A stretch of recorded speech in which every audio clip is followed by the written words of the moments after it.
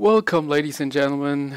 This is Last Decider. This is my very first guide video on Roadhog, and today I'm going to show you, or to explain to you, the first way of Roadhog. The first magical hook, the flick hook. This is going to be a series about 3 different usages of hooks that I showcase in my montages mostly.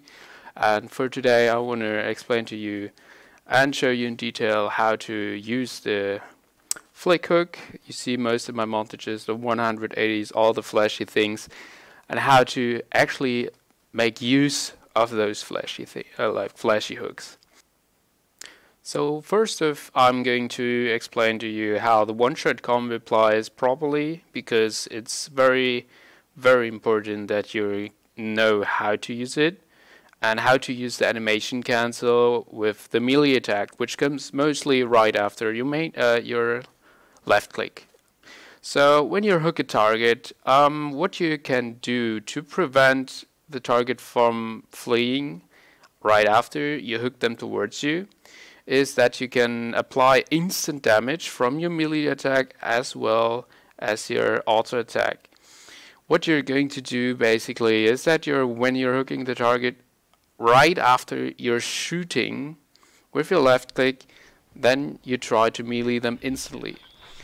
The best way to do this is just try and put your melee attack on some sort of key on the keyboard. I have my melee attack on F, and right when you shoot them, try to instantly melee, but be careful, because if you melee before shooting them, you will just melee and that will do almost no damage at all.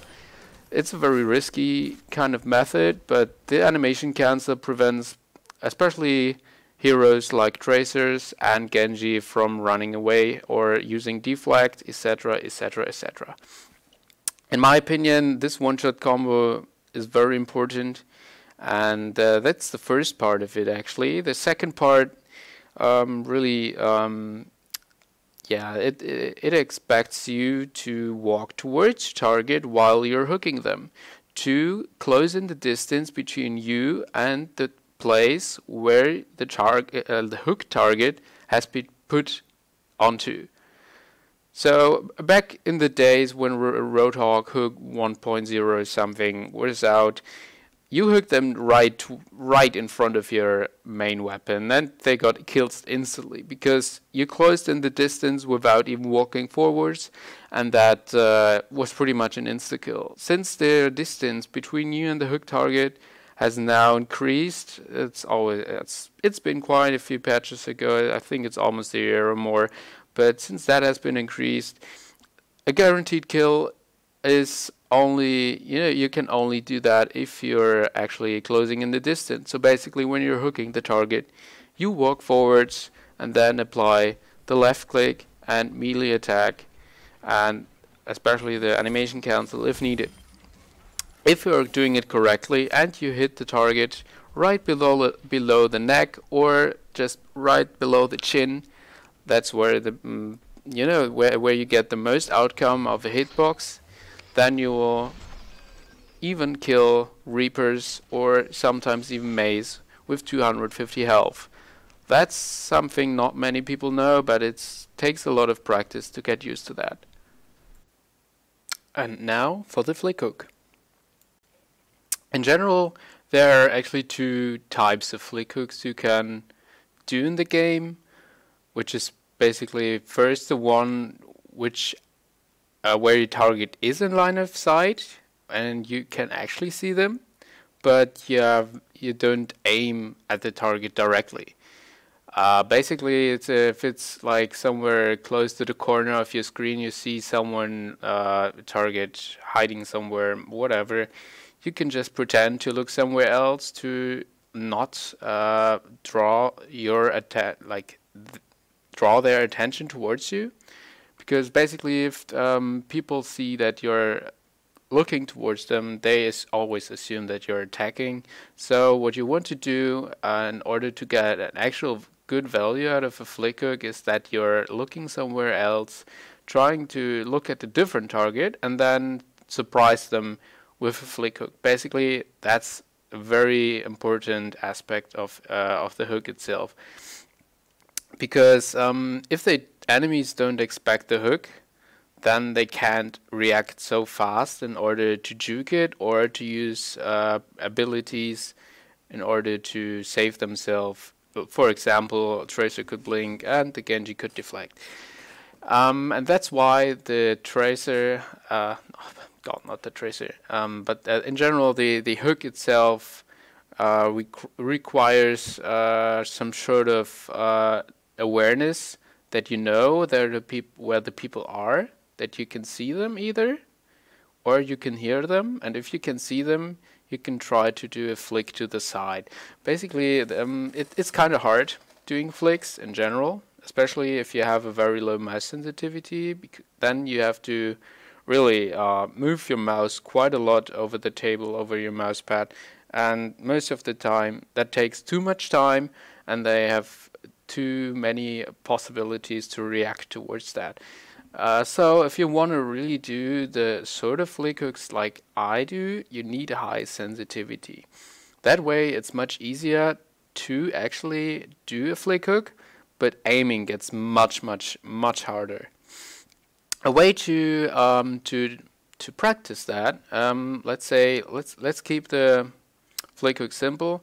In general, if you're trying to hit targets while flicking, there's a method that you can just, for example, go into practice range and just do like a circle movement with your mouse over and over again and try to aim for this, for example here the robots, and kill them one by one, but at a very high, like for example my current mouse sensitivity, which is at 18.79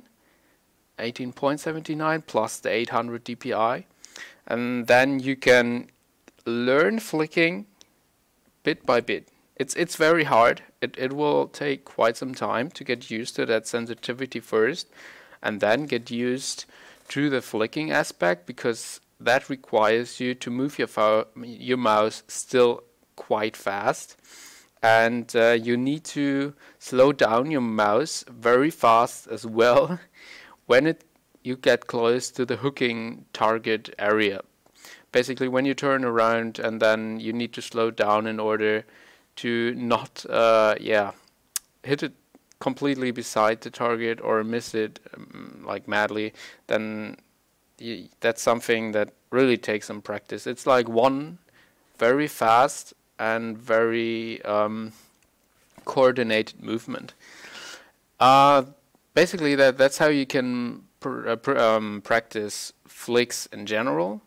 But if you want to practice flick hooks, then you need one single target, and then always try to let them either be somewhere in the corner of your screen where you can see them just slightly, and then try very fast-paced mouth movements to one side in order then to instantly hook them. Very important to the flick hook in general, that what many people don't know is that the hook has a casting time which is very short, and this cast time, in that time the direction where the hook is flying towards, that it's not settled.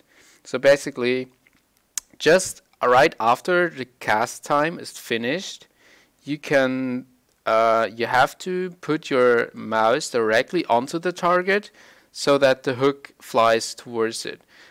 What happens after that, like where you're looking right after that sort of thing happened, that doesn't matter, because the hook will just fly towards that direction where you pointed at right after the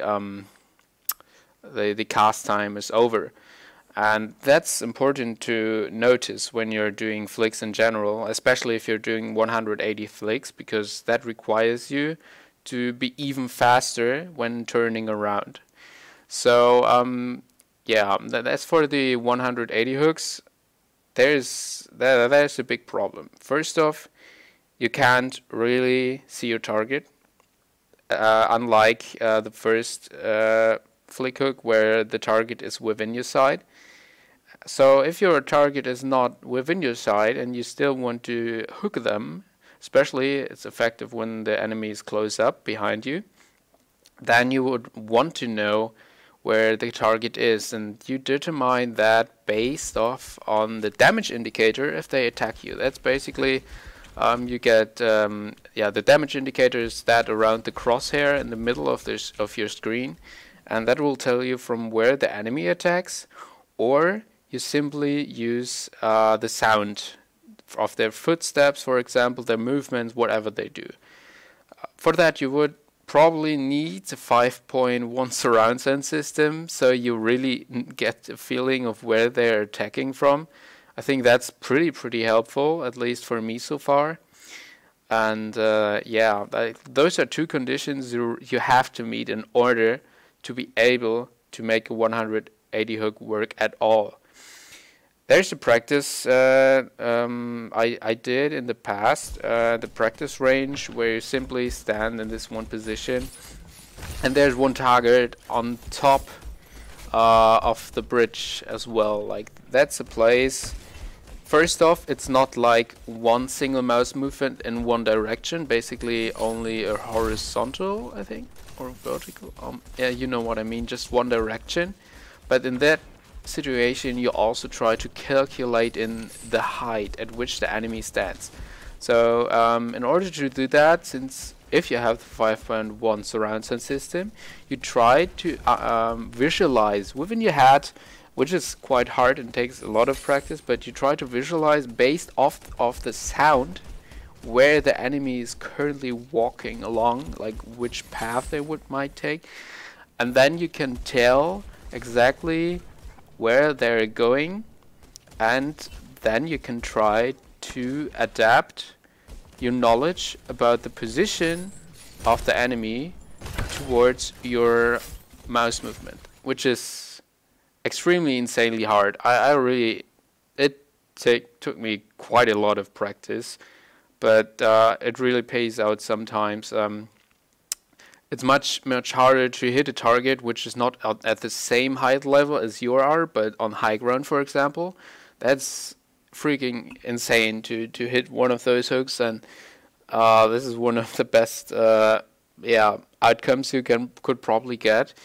But in general, if you're just trying to do 180 flicks, all that matters is basically sound, and that you have an understanding of where the enemy is positioned. So you need awareness, a lot of awareness, map knowledge, which is very important in that matter, and you need to know, kind of understand what the enemy thinks in such a situation. Because if you're walking towards one direction and the enemy is behind you, they might think you're running away, so they try to close in the distance and attack you and get some value out of attacking you.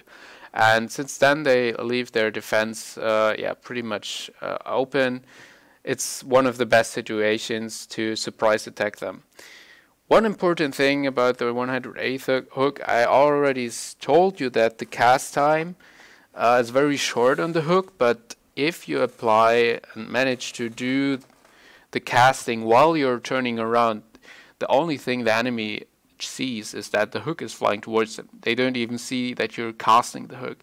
And the body model of Roadhog is designed that way that it's not so obvious when he turns around so fast. Like, you can't really you're moving faster around than you're actually doing in the game. Like, you're already seeing stuff behind you before the body is completely turned around. Like, that's a little bit weird, but that's partly because he's just such a huge model, and that's bit is designed like that, and that's something you can take advantage of. And if you find the right, the right speed at which you can turn around and then apply the hook, then you're getting a lot of value, in my opinion. And that's pretty much how most of the hooks in general work. There's still one method that you could try in order to get a better feeling, is that if you having problems visualizing what's happening at the back, like behind you, then I would just try sometimes to get into situations where you hear like a lot of stuff is going on. You could try, for example, doing a custom game and then put a lot of bots in there and all sorts of different bots, and you try to understand. You turn around and you don't see them, but you try to understand where the bots are located, where they're walking, and what they're doing. You can hear, like, every single hero has a different sound effect, so you can really differentiate between every single hero, and you can tell after some practice what they're doing. Like, sound is probably the most important thing when it comes to flick hooks in general, or at least for the 180 ones. Yeah, and I think that's pretty much most all about it. If you have any more questions about the flick hook, I will try to answer them to the best of my knowledge, but I think I pretty much told you all I know so far, or I got to know. Like, there's not much more you can do, and mostly it's luck as well if you're performing a 180 hook. But at least you can practice a specific range at which you move your mouse towards a different location. And if you just practice one single mouse movement to try to always, you know, just aim at the right corner that you were aiming before, then this is something that could highly improve your ability to do 180s. It's just has a lot to do with consistency. Yeah, and I think that was all about it. Thanks for looking by, like watching my videos and listening for my guide. Man, I'm already completely fucking tired. But besides that, I'm glad you enjoyed it, and feel free to ask anything if you want to know something. This is the first part of the trilogy about the hooking art, and I am glad that you watched.